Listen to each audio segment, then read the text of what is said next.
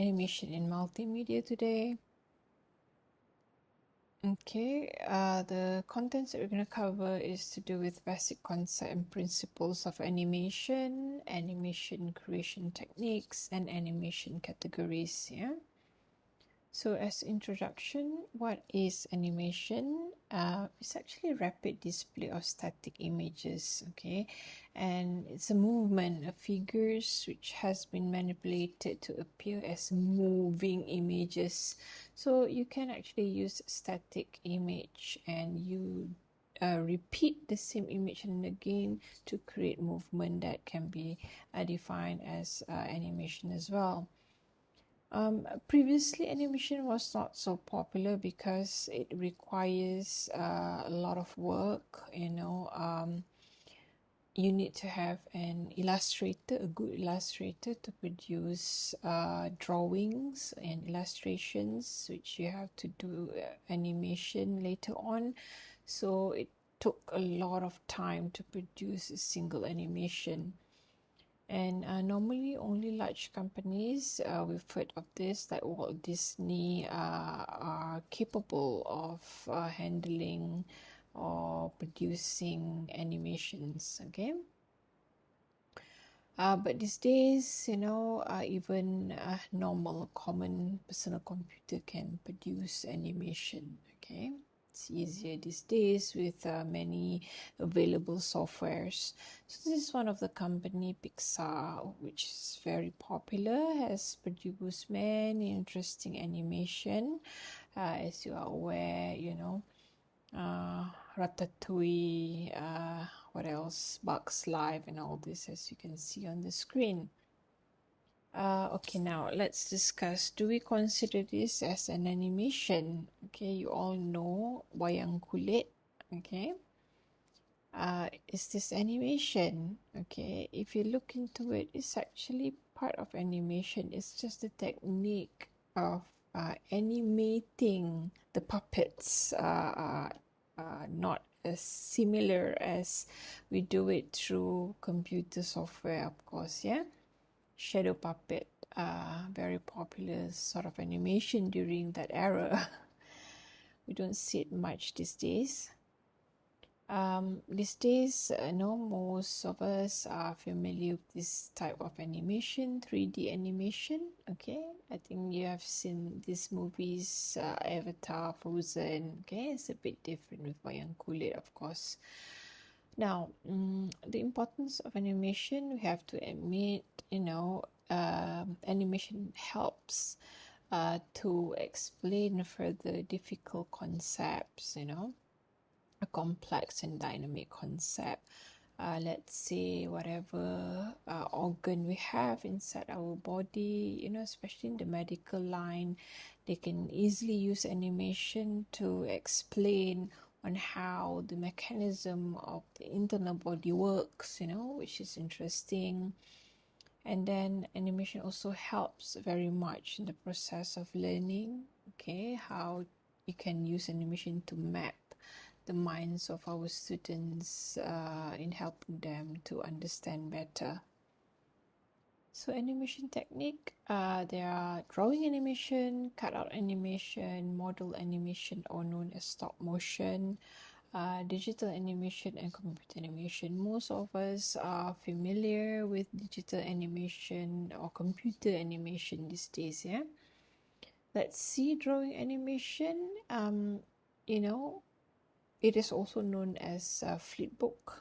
You just draw a movement, a continuation of movement, let's say playing skateboard or riding bicycle on piece of paper, and after piece of paper to another, you combine them together and just flip them, right? So this is also known as drawing animation.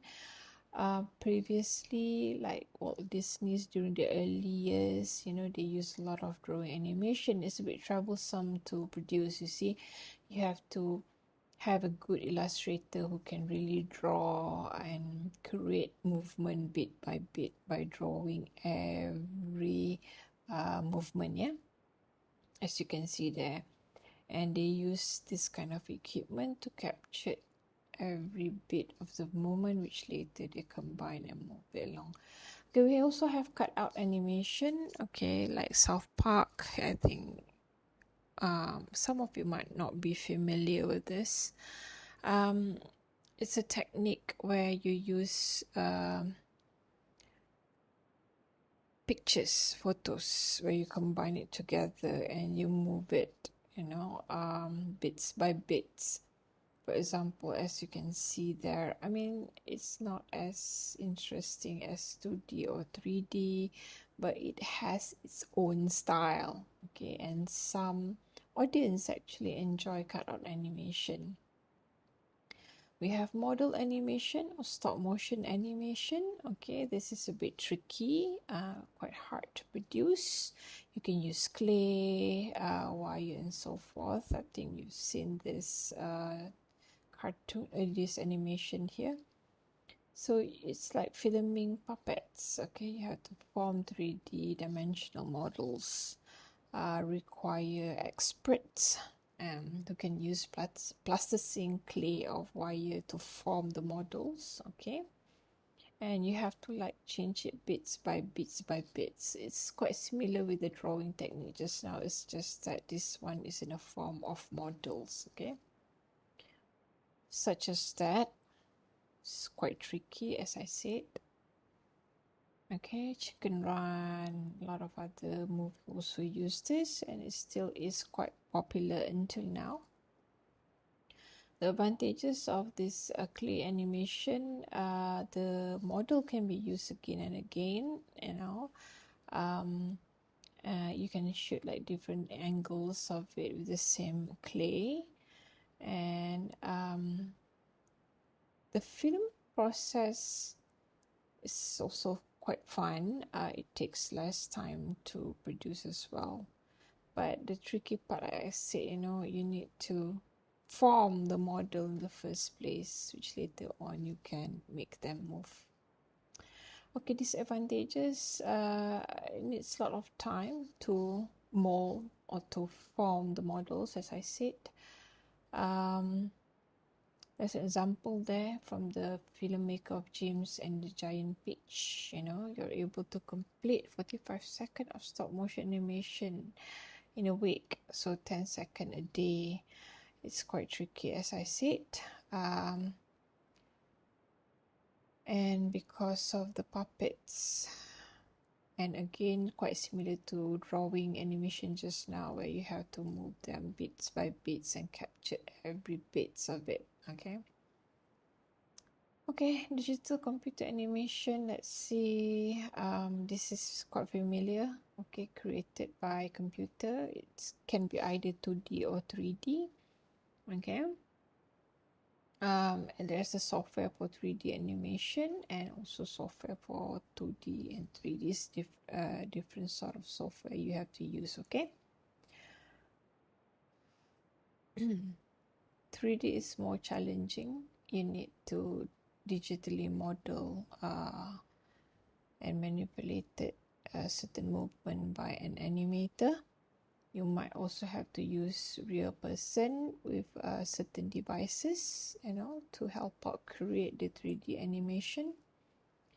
And 3D or 2D animation, the process, I think you've heard of kinematics. Okay, it involves study of equation, software like Autodesk, like with 3D, all this integrate kinematics, equation in it. Okay, morphing is kind of interesting as well. You can morph one face to another face. It changes, like from a human face, you change to tiger, for example. You morph it. So the technique is called morphing. Example here, as you can see, from one president to another president, change of face. You can morph them. Okay, in between. They use frame per second also, just like video. Okay, animation also uses frame per second, FPS, and normally we use between 12 to 15 frames per second. Okay, because anything less will not produce smooth movement. Okay, normally you wouldn't know what exactly is frame per second until you use a animation software. Then only you could understand it. You can set the frame per second inside that software there. Okay, and in animation, digital animation, there are certain technique you can use, such as keyframe, twinning, onion skinning. Yeah. So this is keyframe. Like I said, in the software, all you have to set, for example, you want to make a movement of a car. Okay, from where it starts, point A to point B. From point A, let's say number 1 to point 9. Okay, so those movement, to create those movement, you can simply in the software click keyframe. Okay, first keyframe and then the 9th keyframe. So number 1 and number 9 are the main keyframes, and when you click a certain function in the computer software, they will generate in between, the movement in between for you automatically, you see. There is keyframe and onion skinning as well. There's a technique of onion skinning. You can use this technique to create the movement, as in, you know, you can see the leg of the horse, right? As in there's just skin. It looks like onion skinning movement. Okay. I think last time, if you recall, they do onion skinning a lot, and sometimes on ruler, you know, all these goodies for children, they have this technique, onion skinning, on those images, yeah, where you move the cards, for example, you can see the onion skinning movement. Okay, and then twinning, most popular technique, you know, process of forming object between frames. Let's say here frame 1 to frame 10. You know, you have a circle there and then boxes here. When you press twinning effect, you know, the circle shape here gonna change. You're gonna twin into a square, for example. Yeah, that's one of the name of the technique. Okay, this is the example as I said just now.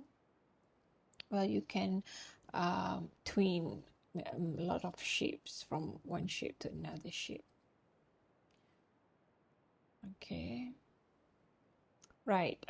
When it comes to animation, there's a lot of main power involves, you know.